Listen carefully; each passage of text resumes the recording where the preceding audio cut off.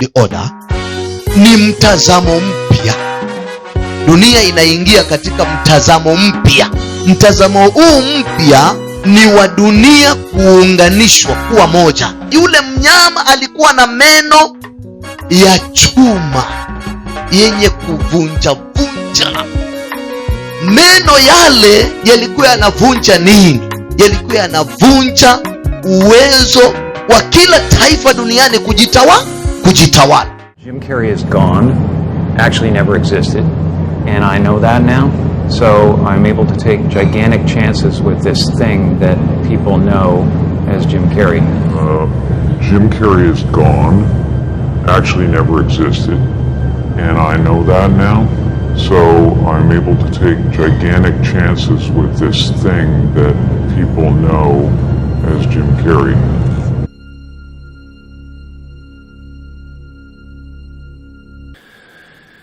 I think most likely, this is just about probability, there are many, many simulations.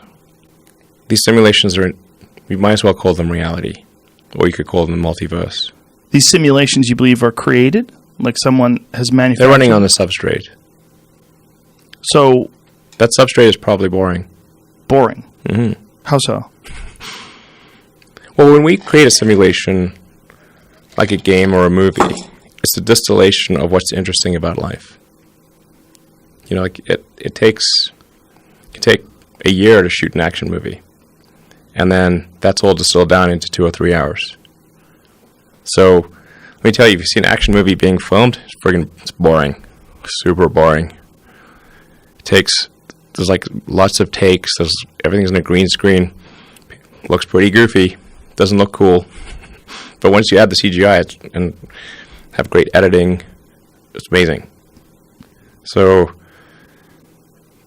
I think most likely, if we're a simulation, it's really boring outside the simulation. Because why would you make a simulation that's boring? You make the simulation way more interesting than base reality. That is, if this right now is a simulation. Yes. And ultimately, inevitably, as long as we don't die or get hit by a meteor, we're going to create some sort of simulation if we continue on the same technological path we're on right now. Yes. But we might not be there yet. So it might not be a simulation here. But it most likely is, you feel, other places. This notion of place or where is flawed. Yes, when you're in that virtual reality, which is only going to get better. Where are you? Where are you really? Right. You aren't anywhere. Well, you're in the computer. What defines where you are? Exactly. Right. It's your perception. Is it your perceptions, or is it a scale that we have under your butt? You're right here. I've measured you. You're the same weight as you were when you left. But meanwhile, your experience. Why do you think you're where you are right now? Your hand reached into the depths of darkness. Your arms pulled me to the light above. Your voice. Mstari wa 5. Ndipo mimi Danieli nikatazama, na kumbe wamesimama wengine wawili, mmoja ukingoni mwa mto upande huu na mwingine ukingoni mwa mto upande wa pili. Ndio. Na mmoja akamuuliza yule mtu aliyevikwa nguo za kitani. Aliyekuwa juu ya maji ya mto. Je, itakuwa muda wa miaka mingapi hata mwisho wa mambo haya ya ajabu? Itakuwa muda wa miaka mingapi hata mwisho mambo haya? Wewe Danieli unayaona. Itakuwa mwisho wa miaka mingapi ndio yatokea haya? 7. Nami nikamsikia yule mtu aliyevikwa. Danieli nikamsikia yule mtu aliyevikwa nguo za kitani. Aliyekuwa juu ya maji ya mto. Hapo alipoinua mkono wake wa kuume na mkono wake wa kushoto, ndio, kuelekea mbinguni. Ndio. Akaapa kwa yeye aliye hai milele na milele, ndio ya kwamba itakuwa wakati na nyakati mbili, itakuwa wakati na nyakati mbili na nusu wakati. na nusu wakati.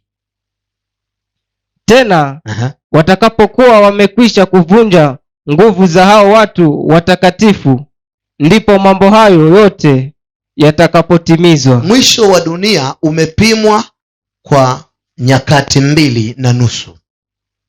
Mwisho wa dunia ulikuwa utachukua nyakati 2.5. Kwa hivyo Danieli akioneshwa haya, anaoneshwa mwisho ambapo ule mwisho ulikuwa utaanza wakati Yesu amezaliwa au baada ya kufa kwa Yesu na kufufuka kwake AD. Hivyo alikuwa anaonyeshwa mambo yako mbele, na akasikia yule akisema mambo haya yatatokea baada ya nyakati 2. Si sawa sawa? Nyakati 2.5 wakati, ndiyo hii inasema ya kwamba wakati mmoja unaweza kusimamia miaka 1,000. Tuko pamoja namna ile? Kwa hivyo mwisho wa dunia kumbe umeanza kitambo, si sasa umeanza. Mwisho wa dunia ulipigika muhuri Yesu alipozaliwa, na ndiyo maana tunaona Yesu anazaliwa wakati wa Roman Kingdom, akaikuta na akaenda akaiacha, na mpaka leo ipo, na hiyo hiyo ndio anakuja kuangamiza. Huo ufalme ndio anakuja kuangamiza. Haleluya! Ulijaribu kumwangamiza Yesu kupitia kwa msalaba, lakini sasa Yesu naye anakuja kuangamiza milele.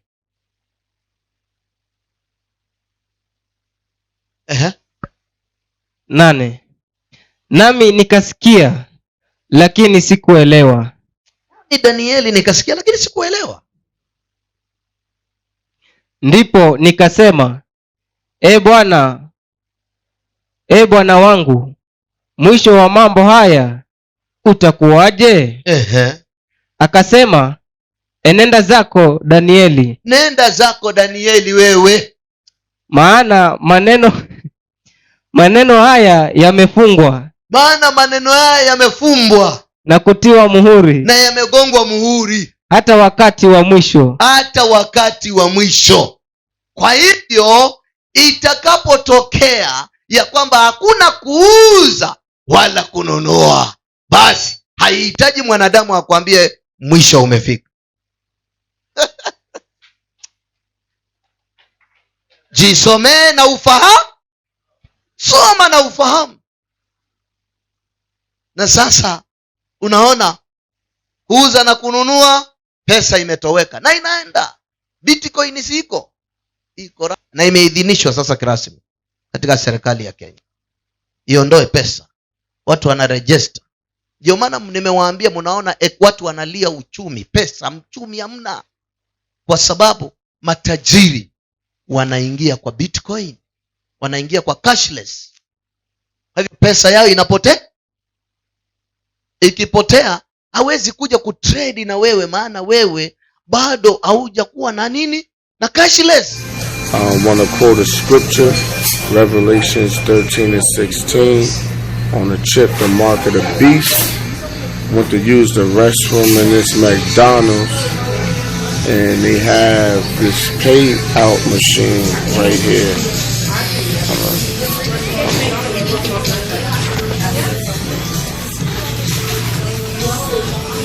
And you know, so you're going to see these machines in a lot of stores.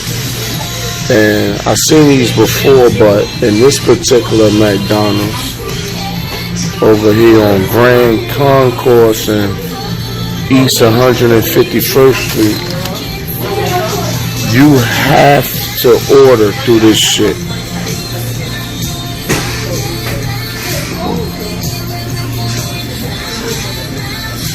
So you have to order. You cannot place an order at the cash register. You have to order through this, or your ass will not get no food. So this is another step towards the RFID chip, the mark of the beast, man.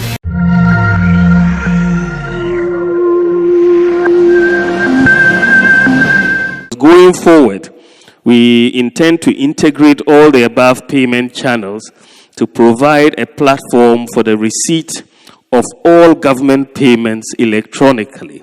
We expect to launch this next year. In fact, we've been meeting on this because there has to be a common platform where anybody who wants a government service can go and pay for it, whether it's your driver's license or your passport and so on. So we see other countries like Rwanda with such platforms. And we are going to insist with mobile payments interoperability that most government payments, maybe the toll roads may be exempt for now, but we want non-cash payments for government services because you have the architecture available to make non-cash payments for government services. And that will also allow us to have more accountability.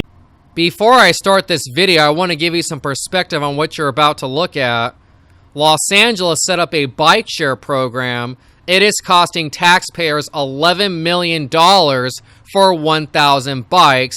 That's over $10,000 per bicycle, which is probably why it's so expensive to use these things. And when you see a number like $10,000 per bike, that is nothing more than a political payoff. Today is January 10, 2017. I am in Los Angeles in the downtown area, and here's some bike shares because they want us all sharing bikes. In their little fantasy utopian society, no one owns anything. We all share everything in a big giant collective. But what I wanted to show you is how much these things cost. So you can get a monthly pass for $20. And they think young girls in dresses are going to ride bikes all over town. And keep in mind that LA is basically a giant gun-free zone. So young, pretty girls like this are expected to ride around on their bikes in their dresses, but aren't really able to defend themselves because that's just typical of liberal utopias like Los Angeles. But look at what it says here. For a single ride, it is $3.50 for every 30 minutes, which means it's $7 an hour. And I've heard about this previously, and what they say is they expect people to use this who basically jump on a bike and sprint as fast as they can going down the street so they can basically turn it in 10 minutes or less, basically making the assumption that everybody can just jump on a bike and ride as fast as they can going down the street. But remember, they want you riding the bikes in the streets. So they want you jumping on a bike, pedaling as fast as you can down the street so you can put it back in less than 30 minutes. In this case, it's $7 an hour. So if you end up having this thing for, say, 3 hours, that's $21 per hour. But of course, you can get a pass for just $20 a month. Now what I also wanted to show you is look at this. The only way to pay for this is with a credit card. So they are ushering in the cashless society by forcing you to use a credit card if you want to use a bike in the LA bike share program. So it's a disarmed area. They got young pretty girls in dresses riding bikes in the street. They're making you pay $7 an hour, and you are not allowed to use cash whatsoever. So the cashless society is reigning on with the buses. You got to use I don't know if you can use cash for a bus, but we've seen the news reports on TV where you see people getting on the bus paying with their smartphones. And if you want to ride the bike share, you have to also use your credit card. So basically, they're trying to create a society where you don't use cash, where you don't have your own car, and you get ripped off for $7 an hour to ride a bike, so you can ride to your $2,000 a month stack and pack megacities high-rise apartment. This is your future, folks. This is your future living in urbanized America. For some bus riders here in Los Angeles, the age of fumbling around for loose change, cash, or a fare card could soon be over. Los Angeles launching an app now that lets you pay for your ride with your smartphone.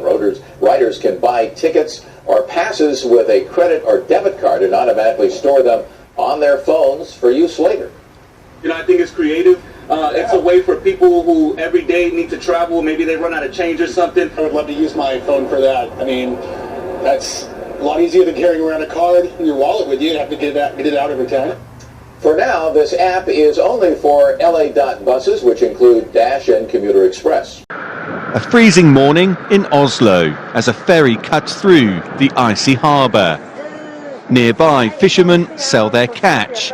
Tellingly, most of the customers pay by card. Almost everything in Norway can now be paid for by card or digitally, leading one of the country's banks to question the need for cash. The main reason is that all Norwegians are going digital.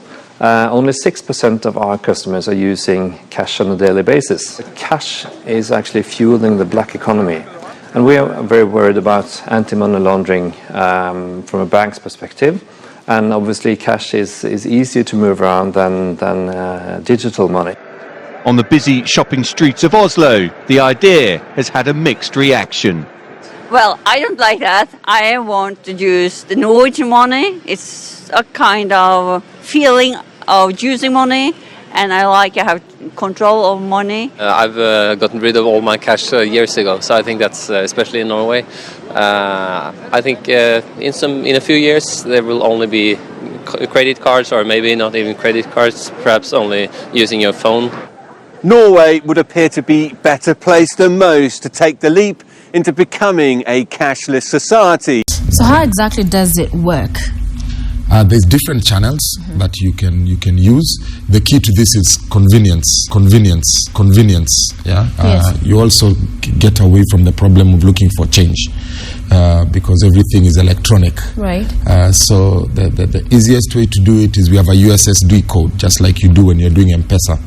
And for the count, it's *217 hash. And when you type in *217 hash, if you've registered before, it just takes you straight to a menu. If you've not registered, it asks you to register. So it can capture your details. Once you're registered and you have money in your e-wallet, which you can transfer using M-Pesa, Airtel, Ucash, Orange Money, Visa, MasterCard, or through our website, you just go through the menu. It asks you parking, daily, the size of the car, because, depending on if you have a lorry, a bus, a minivan.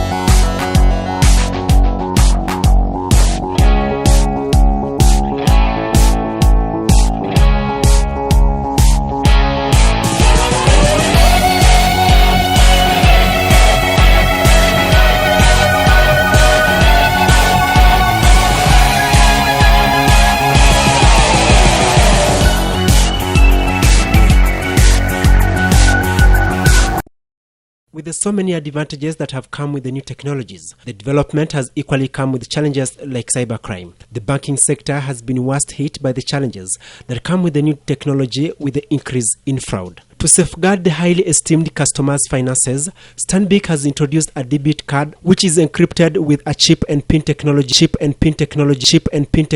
to guarantee better security. The introduction of this card also comes at a time when there is overwhelming need among customers to have cards that are compatible with global products. Got blue, silver, and gold, and they all have different benefits. So platinum is the high end.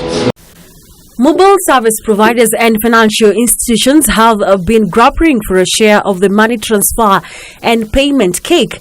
This has attracted multinationals such as IBM, MasterCard, and now Okapi Finance, a Swedish firm, all fighting for a pie of the Kenya's cashless platforms. The cost of the service has been a key area of focus. Okapi Finance is offering one to send or receive a maximum of 20 shillings per transaction, up to 5 times a day without being charged transaction fee using the firm's swap service. With at the bottom of the pyramid, you'll find a lot of cash happens, a lot of cash transfers happens, but yet this person, with the cash transfers that they do, they are not able to go to a bank and say, I need a loan, because they have no record of that. But within the Okapi platform, then we provide for them a way that they can also access the bank statements, and we also give them free transactions, up to 5 transactions in a day. The firm that is working to streamline its distribution channels is mainly targeting the unbanked population at the grassroots. You find 80% of the world's population is actually unbanked. Although Kenya, we have some advantage, a little advantage. We could be about 60% of the people who are banked. The people who are unbanked and they come to and they open accounts with Okapi, that means through the association with Okapi, then they are able to do any transaction that a banked person is able to do.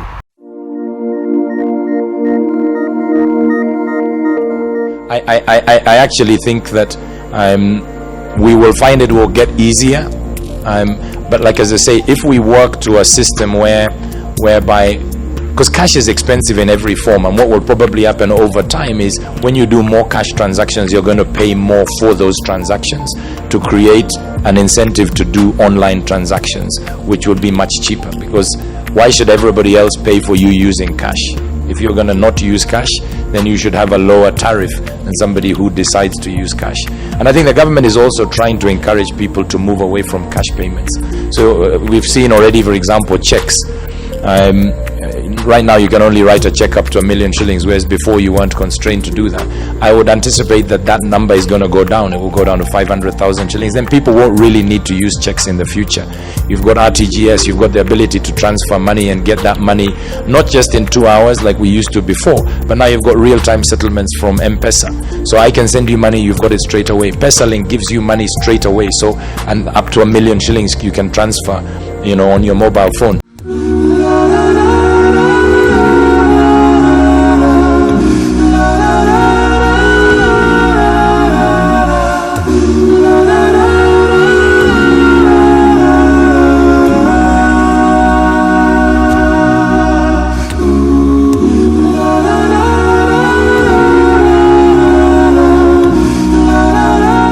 Now, I've been having a conversation with guys about having credit cards. I'm a cashaholic.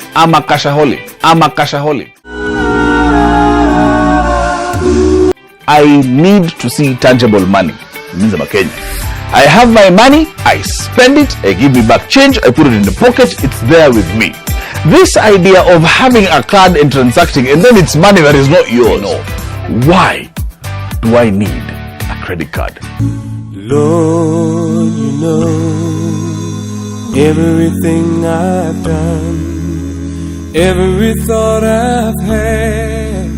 You know everyone, and It'll really empower them in a big way. But the question is, can this really get out to almost everyone? I talk about Bangladesh, and they're only 4% have one of these mobile money accounts. But in the Philippines, they got started earlier. They have 8%. Other African countries are up to 10, 30, and even 40% of adults having these accounts. But the first country that got started was Kenya. And here we see that there's over 1,000 accounts for every 1,000 adults. Is so empowering. It will really change their life. Oh, to know every time I fall, still you come. It is a debate that has sometimes seemed to have put government agencies against each other to adopt digital currency or not. While the Central Bank of Kenya and the Capital Markets Authority have argued that it was an idea not ripe for the country, ICT Cabinet Secretary Joe Moshero has been receptive of the idea. All this while Kenyans soak in the new trend, with establishments such as this in Nyeri going ahead to express desire to be in tune with the global pace. Let us embrace technology. We cannot evade it. It is here with us. Let us embrace it, or else we'll be left behind. God give me the courage of the man who died, giving their lives in the name of Christ. All over my body, angels watching me. I would rather die. Kwa hivyo atatafuta walio na cashless kama yeye ili wa trade. Kwa hivyo sasa kwako customer wamepungua. Tuko pamoja? Circulation ya pesa imepungua. Ndio uchumi watu wanalia. Kwa hivyo msilie, fahamuni ya kwamba ni mwisho umefika. Na ndio maana nikaandikia watu pale, mwisho wa dunia ni sasa. Maana yaliyotabiriwa, tumeambiwa, Danieli ameambiwa hayo ni ya wakati wa mwisho. Kwa hivyo yatakapotokea, sihitaji kuambiwa na mtu ya kwamba mwisho ndio huu.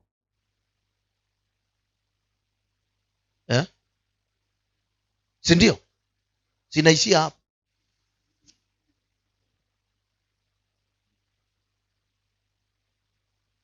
Haiwezi pita hapo, itaenda wapi? Tuko pamoja? Kwa hivyo mwisho umefika. Na sasa pesa inatoka. Unajua, it may even take some years, but eventually money will completely disappear. Yeah, before Vision 2030 will completely disappear. Hapo ndipo tunastahili kufahamu. Malizia. 10. Wengi watajitakasa na kujifanya weupe. Basi kuna kaneema, tuhubiri injili. Kuna neema, kumbe wengi watakubali injili na watajitakasa. Iko kaneema, ihubiriwe. Haleluya. Wengi watajitakasa na watajifanya weupe.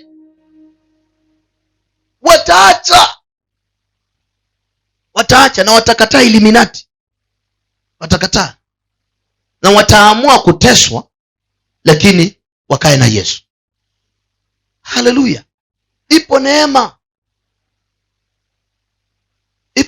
Na ni kweli, maana nimeona mpaka Waislamu wanapokea hii injili tunapowazungukia na kuwahubiria hii the mark of the beast.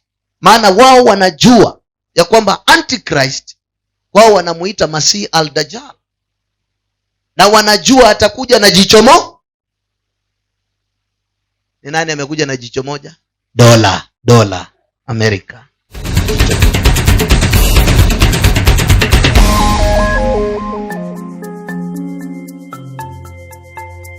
I wish I could say to you there were, but it isn't. It's a symbol. The pyramid is used occasionally in Freemasonry as the all-seeing eye.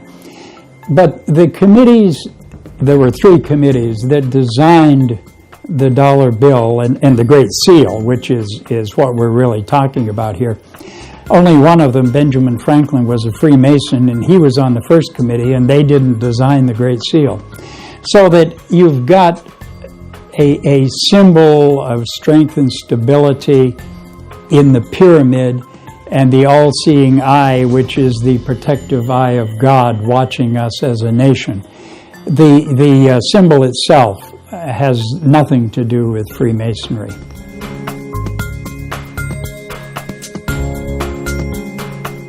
No, there are no hidden symbols. There may be symbols that aren't recognized by the general public. Every Masonic building has a square and compass on it, which is the best known symbol of Freemasonry in the world.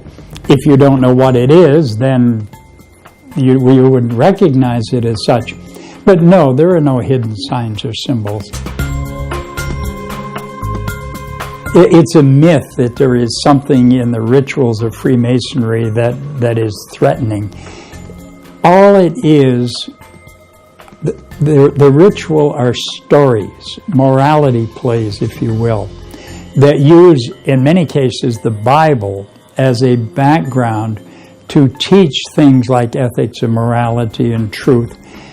And as you go through the degrees, you absorb what is being said to you and what is being taught to you, and then you begin to think about it, and then you begin to realize that what you just went through was a really transforming experience. If you do the things that have been told to you and taught to you, you will be a better person. I believe the book, The Lost Symbol by Dan Brown, has done an enormous amount of good for Freemasonry because he truly caught the essence of the fraternity. I don't know how he did it. I don't know how a non-Mason could write the book he wrote. Number two, the God that we serve does not have his eye in a triangle. Number three, the God that we serve does not have his eye illumined. Anybody who is into witchcraft or Satanism or esoteric practice will know exactly what that is. If you open your eye a little bit, you have psychic knowledge. But if you open your eye completely and it is illumined, you have the Gnostic secret knowledge of Satan or Lucifer himself. And that eye on the back of the dollar was called originally the Eye of Horus in Egyptian mythology, but now it is called the Eye of Satan or the Eye of Lucifer, and it is on every American dollar bill which is dated after 1933. You then have the 13 layers of stone in the pyramid there, and those refer, of course, to the 13 original colonies in America. You'll find 13s all over these seals. For example, the so-called eagle on this side has talons with the olive branch in there, which has 13 leaves. It has 13 olives also there. In this talon, the eagle, so-called eagle, is holding 13 arrows, which stand originally for the 13 colonies of America. But of course we know that 13 is also a very powerful number in witchcraft. We are dealing with a witchcraft symbol here, and I'd like to explain further. Now, these two seals were designed in a place called Bavaria, and they were designed by a group called the Illuminati in the year 1776. And the man who inaugurated the Illuminati in Bavaria, which in those days, of course, was a state of Germany, was a man called Adam Weishaupt. So I'll put that on the board for you, Illuminati. The word Illuminati means the bearers of the light.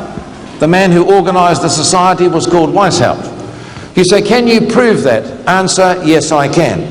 If you go to the encyclopedia today, you will not learn this information because the Encyclopedia Britannica in particular has taken the information out of their book. However, if you go back to an older version of the encyclopedia, as I have done, you will discover the information is still there. I refer back to the Encyclopedia Britannica under Volume 12, 1963, Illuminati. And this is what it says. It says it was a short-lived movement of Republican free thought founded on May Day 1776 by Adam Weishaupt, a professor of canon law at Ingolstadt and a former Jesuit. Their founder's aim was to replace Christianity by a religion of reason. The order was organized along Jesuit lines and kept internal discipline and a system of mutual surveillance based on that model. Did you notice the words mutual surveillance? Mutual surveillance means that everybody looks on everybody else and spies on everybody else. That's exactly what they did in communist countries like Russia and China, where everybody is scared to say anything. They are paranoid. lest they are reported to the authorities by their neighbours and so on. The first form of mutual surveillance that came into this country, I presume, was called Neighbourhood Watch. Do you have that here? Neighbourhood Watch, where everybody's busy looking out the curtain to see what's going on. Now I want you to see that Neighbourhood Watch apparently is a very good thing, but ultimately it leads on to abuse, as you will hear in just a few minutes' time. The man who invented these seals, along with his group, the Illuminati, Adam Weishaupt, called that eye in the triangle the insinuating brethren. In other words, there would be a Gnostic power force at the top of society looking down on everybody and controlling their lives through a repressive regime that would make life like hell on earth for those who are living here. But I've got good news for you tonight. Here it is. Jesus Christ is coming again. And that's the good news. Jicho moja, dola, pyramid. Waislamu wanajua Al-Dajjali atakuja na jicho dola. Dola imeleta jicho moja. Tuko pamoja. Kwa hivyo mambo yanafanyika wazi, lakini watu hawaelewi. Ni kwa nini hawaelewi? Watu waliingizwa katika mafunzo ya uongo na yaliyo ya kinyume na neno la Mungu, na wakapenda hayo ya uongo, wakakataa mafunzo ya Mungu. Na kwa sababu hii, mahali wangeponea hawana ufahamu, hawaelewi, vitu vyafanyika wazi, hawajui, hawawezi kutambua. Hawezi kutambua. Mimi nakuambia wahubiri watapigwa chapa ya 666. I tell you. Ikiwa ni Mungu amefunua hii maneno na anaonesha ndoto, wahubiri ambao tunawajua wakiwa wamepigwa 66, ngojeni mtaona. Watapigwa 66. Na nashukuru Mungu kwa sababu watakapokuwa wamepigwa hiyo 66, sasa ndio watatambua. Maana walionekana wakisema, yani wale wanaonipiga vita kila siku, wakisema laiti ningejua ningelimsikiliza Mackenzie. Na saa hiyo 66 iko mkononi. Mimi nilikuwa nasema ni muongo. Kwa ndoto anaongea, nilikuwa nasema ni muongo. Angalia sasa 66 nimepigwa. Baada ya kuwa amepigwa ndio atagundua kile alichokisikia akakidharau, kumbe ilikuwa ni ukwe. Wakaonekana wakitorokwa na washirika wao. Wale hawajapigwa chapa, wanakimbia. Na huku wanaenda 100 meters relay, huku majeshi na maaskari wanawafuata nyuma ili wawashike wawekwe chapa. Na huku wanatoroka, huku wakisema afadhali ingelimsikiza Pastor Mackenzie na yuko mbio.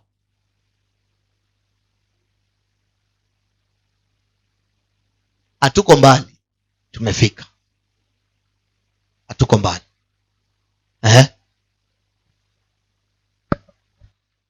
Nitarudia mstari wa 10. Wengi watajitakasa na kujifanya weupe na kusafika, bali wabaya watatenda mabaya. Wala hataelewa mtu mbaya awaye yote, bali wao hataelewa mtu mbaya awaye yote. Hataelewa. Kwa sababu ya ubaya wake hataelewa haya mambo. Kwa sababu ya huo ubaya wa bali wao walio na hekima ndio wataokolewa. Bali wenye hekima walio na Yesu ndio wataokolewa. 11. Na tangu wakati ule ambapo sadaka ya kuteketezwa ya daima itaondolewa, na hilo chukizo la uharibifu litakaposimamishwa, itapata siku 1290. Heri angojaye na kuzifikiria siku hizo 1335. Hiyo ni miaka 3.5. Tuko pamoja? Lakini enenda zako hata utakapokuwa mwisho hata utakapokuwa mwisho ule. Danieli akaambiwa, we enda zako, haya mambo ni ya mwisho hata itakapokuwa mwisho ule. Danieli alitaka kujua ni lini, lakini akaambiwa, we funga hiyo kitabu bwana, we si wakati wako Danieli, hiyo kitabu imepigwa muhuri, we kula sima, hivi karibuni utakuja mbinguni na story itaisha. Haleluya. Na Danieli ikabidi akubali, asalimu amri. Tuko pamoja? Haya, wasomee Revelation chapter 13 from verse 15. Sikia mpaka 18 mwisho.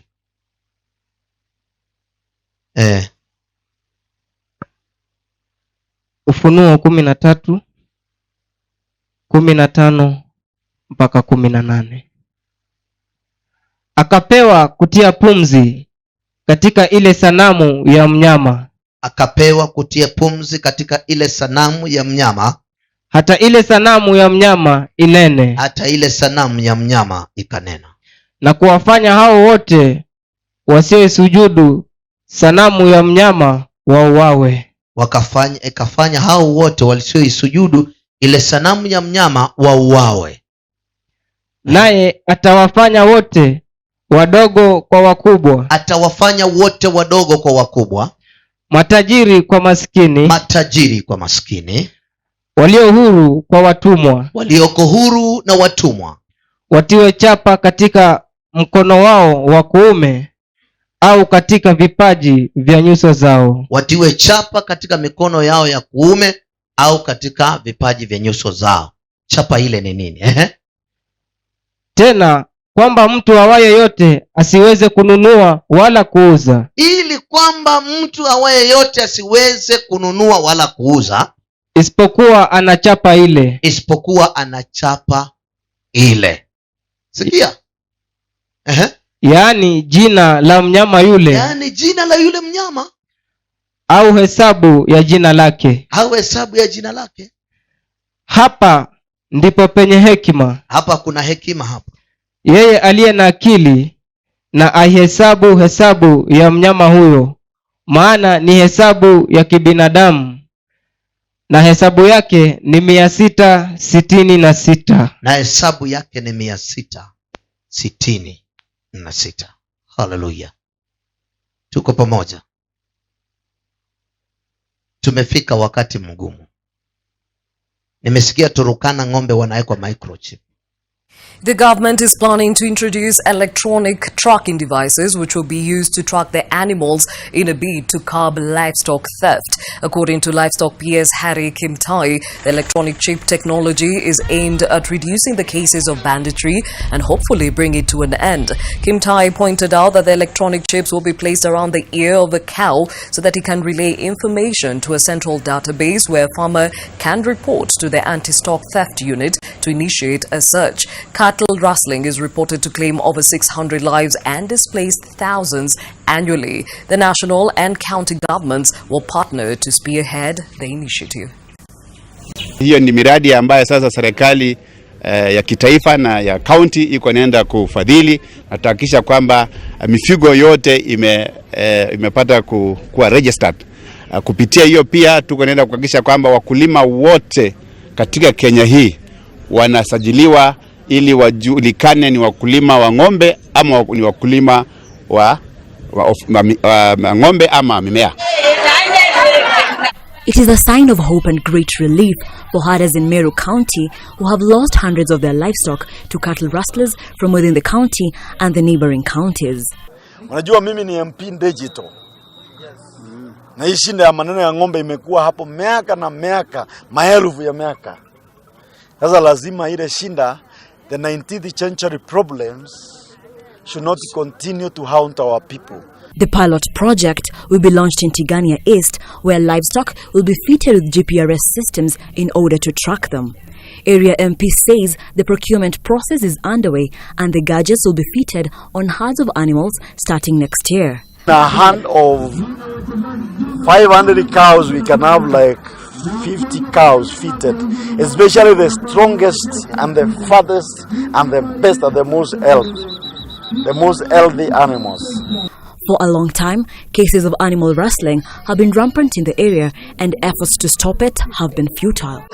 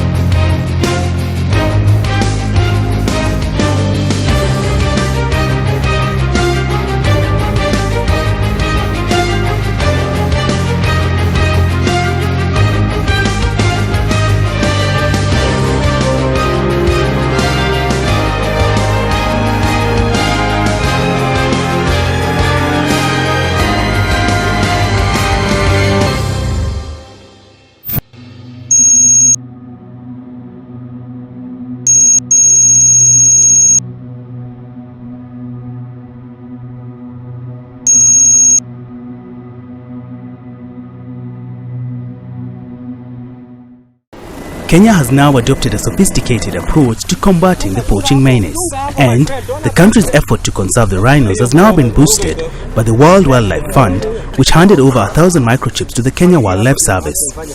These microchips will help identify the animal in case of poaching and the horns are taken away.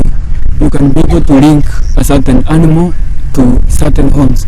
Thus, even in terms of prosecutions, that will increase the evidence, and you can be able to charge the person who will be caught with the horns from a poached animal.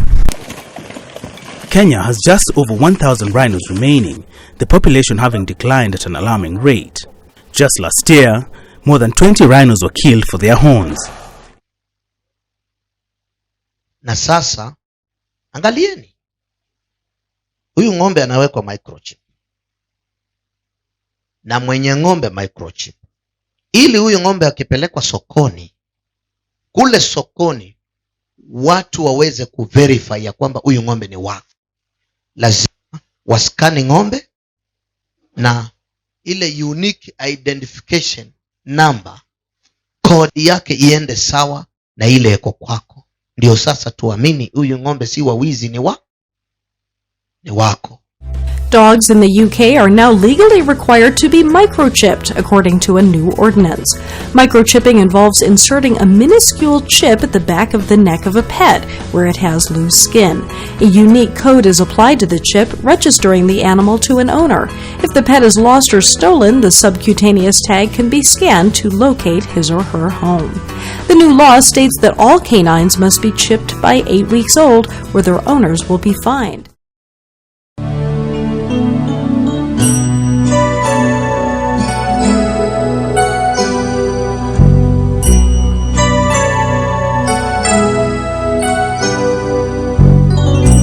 When my heart is overwhelmed, hear my cry, give heed to my prayer. When my eyes are dimmed with tears, oh Father, make them clear. From the ends of all the earth, when my heart is fainting, let me know that you have heard. Lead me into... Hi, I'm Karen Heastand. I'm a Field Veterinary Officer at Cats Protection. Microchipping is a simple and reliable and the only permanent way of identifying your cat. But incredibly, 83% of cats that come into Cats Protection haven't been microchipped. Chipping is safe and relatively painless, and it can be the difference between being reunited with your lost pet and never seeing them again. Today we're going to be microchipping Peter Hepburn, our Chief Executive, just to show how quick and painless it is. Microchipping should be carried out by a trained professional, and here we have Danielle to show us how it's done today. Thank you. As Karen said, it's a painless procedure, and we're going to be implanting a chip just like this one into your arm, Peter. It's about the size of a long grain of rice. So if you're ready, we'll go ahead. The gun's all ready. That's fine. we shall pop this chip in, okay? Might feel a little scratch. 1, 2, 3, in, all done, okay? That's it. We'll just check that it's all in place with our scanner. Lovely, it's worked, no problem. That's good. My PA will be able to find me now when she wants me. Fantastic.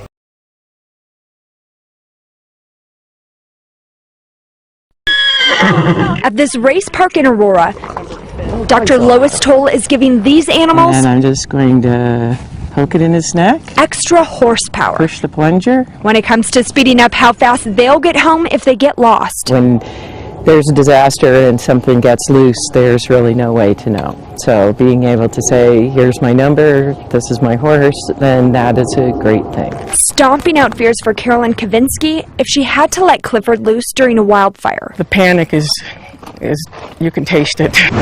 Been on a couple of rescues. I also went in with my horse trailer and was able to pick up some people during some of the fires.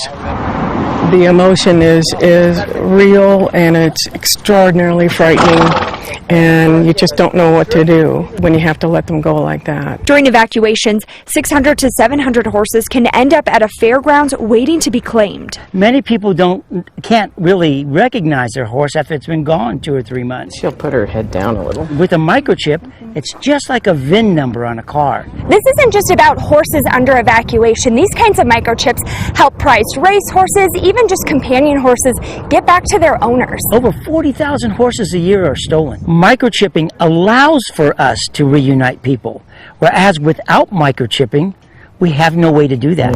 Scan it. So while these horses may roam, thanks to this beep, it's a lot easier to get them home. And there's the chip.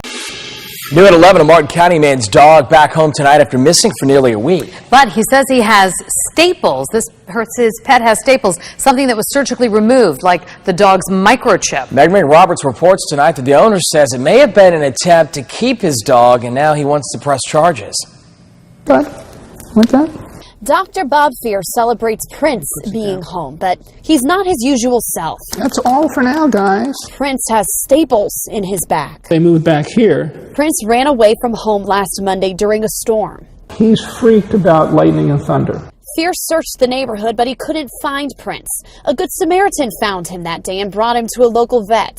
They scanned a microchip, but it was still registered to the rescue where Fear got the dog. I was negligent in not changing the chip when I first got him. Fear says a former employee of the rescue was also registered on the chip. He says that's who was involved in picking up the dog, claiming to still be with that rescue. Fear says they even called him saying they knew where the dog was, but they wouldn't tell him. They even tried to claim the dog ran away again. So I said, you know, you lost my dog. You haven't done anything. You haven't reported it to the police. You haven't given anybody a description. You're obstructing me from trying to find my dog. He spent days posting signs and searching. Finally, on Friday, he got a call from this PetSmart in Jensen Beach. Someone dropped Prince there and took off. Thankfully, he left one of his flyers at the PetSmart. And at first they said, does your dog have back problems? That's when he found the staples. A vet even verified the microchip was gone. Unanipata sasa? Na hivyo basi, naye yule anayemnunua naye lazima awe na microchip ili aweze kutransact between yeye na wewe. Kwa hivyo ukiwa wewe hauna microchip na ng'ombe ana microchip, uweze kuuza. Na kama huyu ng'ombe ana microchip na wewe mwenye ng'ombe ana microchip, mnunuzi ana microchip, aweze kununua. Andiko yamesema ili awaye yote asiweze kuuza wala kununua isipokuwa anachapa ya huyo mnyama 666. Wewe uone block imeingia ya kwamba uweze kuuza wala kununua bila microchip? Si imeingia? Alafu tunangozea chapa gani ingine? Shule wameanza na watoto. Wewe sikizeni niwaambie, pesa ikitoweka, pesa ikiisha, mjue hatutasafiri tena. Wewe utakaa mahali huko. Na ukitaka kusafiri, uinamie mnyama. Okay, chapa yako. Utakaa mahali upo. Utarudi siku za kina Simeoni. Roho wa Bwana akitaka kukutuma mahali anakuchukua kama Simeoni.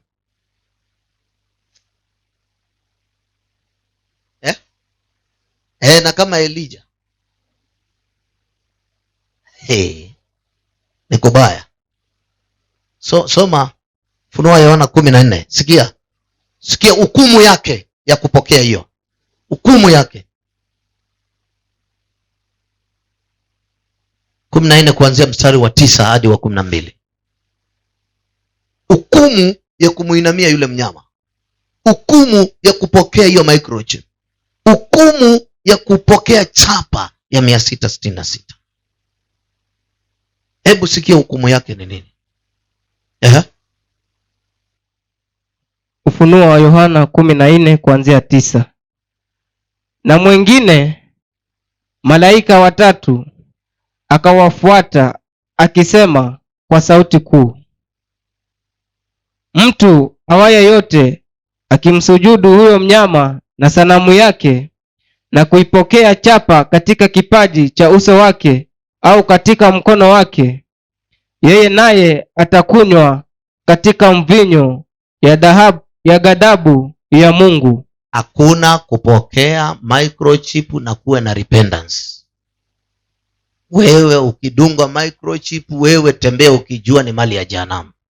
Hata utubu, machozi itoke damu, nao msamaha. Hakuna msamaha. Unaona hatari ilivyo? Hakuna msamaha. Serious. Kwa nini? Kwa sababu ukiwekwa hicho kidubasha chenye uwezo wa kikompyuta, wewe utakuwa sawa na Samantha, utakuwa sawa na robot. Utaendeshwa na kompyuta.